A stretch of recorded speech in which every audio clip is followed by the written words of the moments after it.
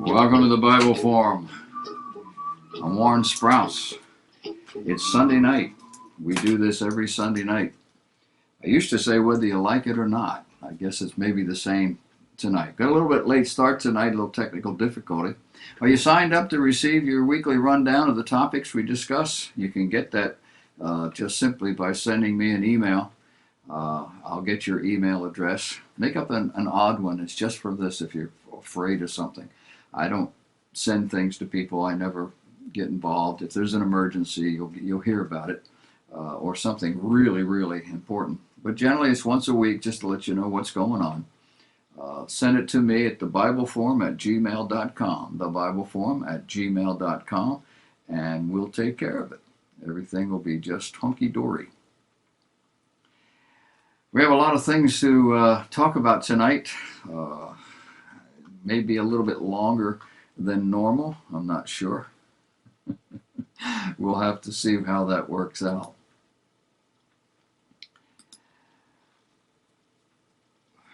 We have some political issues that are driving us crazy here today, yesterday.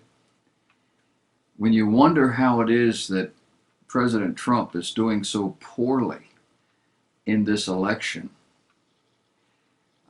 besides the corruption that he insists has kept him from winning this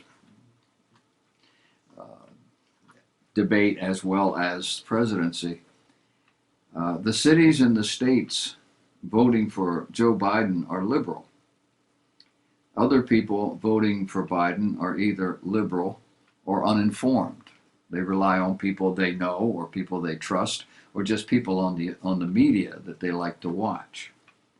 But what these people see or know is far different than what I know. Is their philosophy and way of life superior to mine? I live on Social Security and a part-time job. I live well.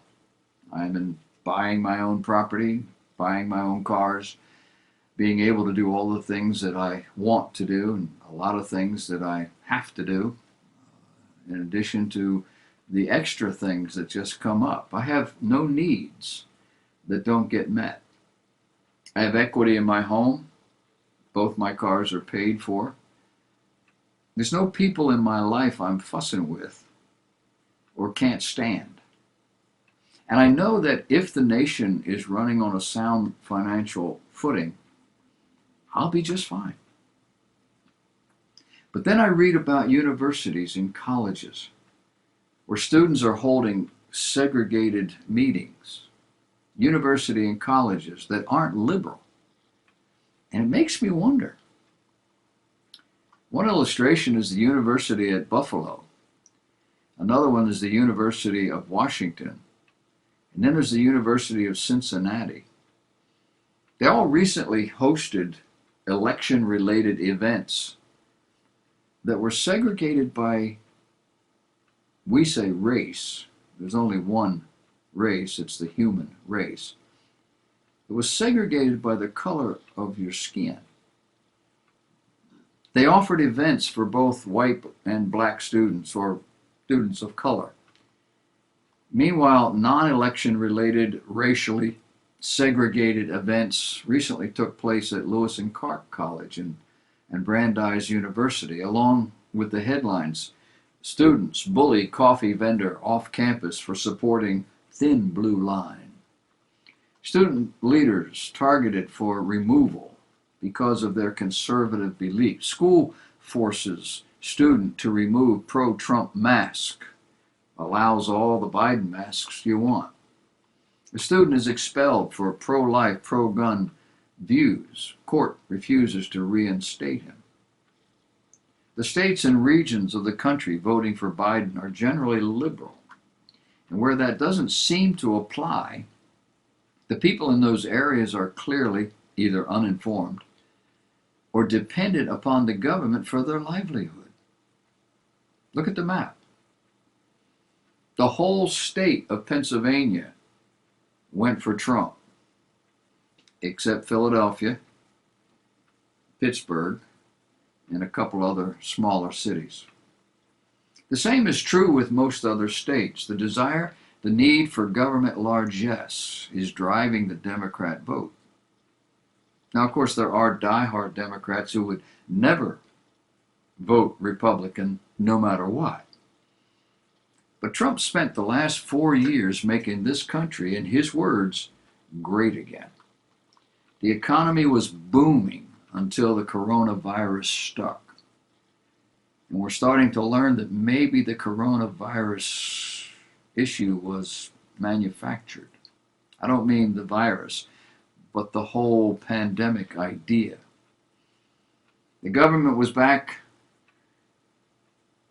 doing things for the people instead of giving people what the government thought they needed or what the government wanted. Everybody who could work was working. Our unemployment rate was at 3%. That's full employment in America.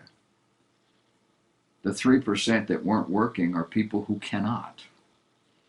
And even with the COVID pandemic, we're being told that we're back to 7% unemployment. The Democrats are saying it's more like 14.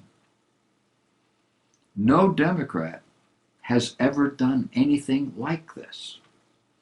No Democrat wants this. If they did, they'd have done it.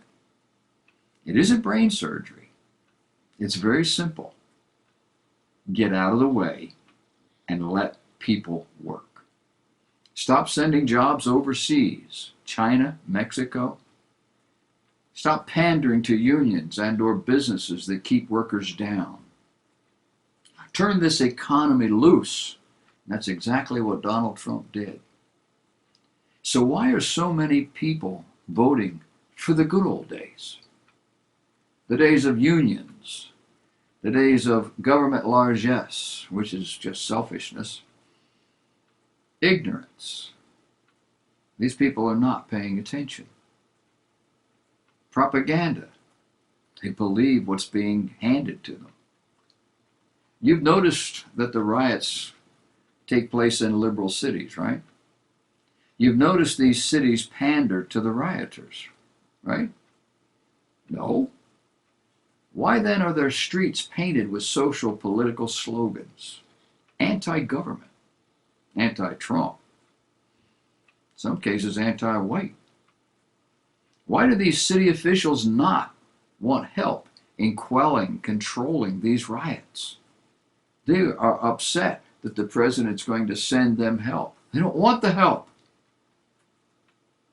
The people in these cities that have businesses or homes, apartments, whatever, are screaming bloody murder. I mean, they're losing everything.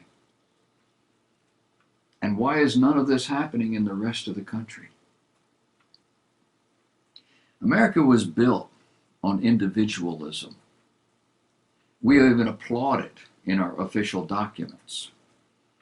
America was made strong in part because of her biblical standards.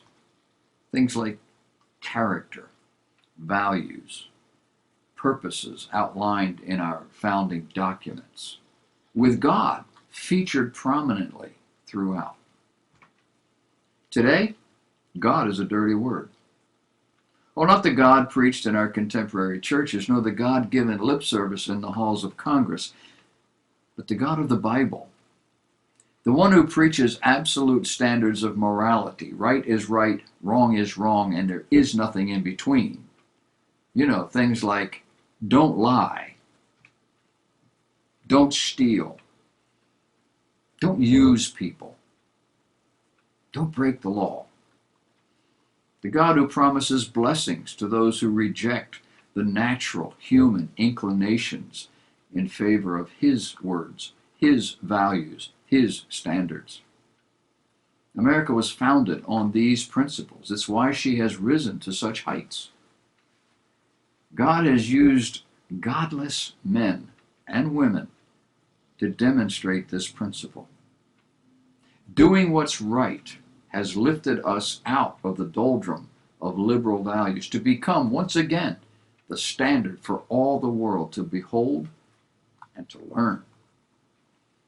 Our economy rocketed back. Our standing was reinforced. Our influence was felt in positive ways all around the world until COVID. COVID, a humanly manufactured disease, deliberately set loose upon the world in order to destroy. The man given the spotlight to help us deal with this disease is married to a woman who works for the company that loosed it upon the world. Masks were authorized to keep people from getting the virus? No, simply to illustrate control. To punish our economy and give it a face. Dangerous. Can't breathe on people. To give us a visible reminder that death and destruction is upon the land. Do masks help? Of course they do. Do they keep people from getting sick? Well, we're learning that it's not as much as our minders would have us believe. The CDC is telling us that only 10,000 Americans have died from COVID-19 alone.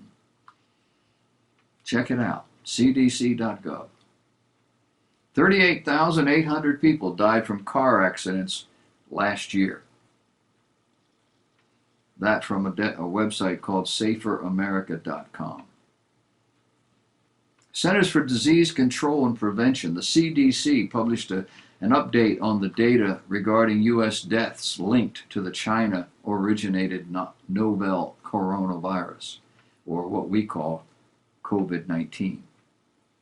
The report included a portion of what are called comorbidities and stated that all the deaths attributed to COVID, a mere 6% of those deaths had COVID alone cited as the cause. However, CNN is reporting that between January and April in 2018, more than 234,000 people in the United States died of heart disease.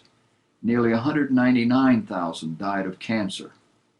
Did you read those statistics? Did we shut anything down? Did we do anything different? And 9,683 Americans died of COVID-19 alone. That's 6% of the deaths. The other 94% were listed as having at least one additional medical condition linked to their death, something that made COVID worse for them. Not that COVID played no part, but those other things is what pushed it over the edge. That COVID is getting a lot of attention and a lot of primary blame when there are other issues in play that we're not being told about. When this happens, it's called politics. It's also called intrigue to gain authority or power.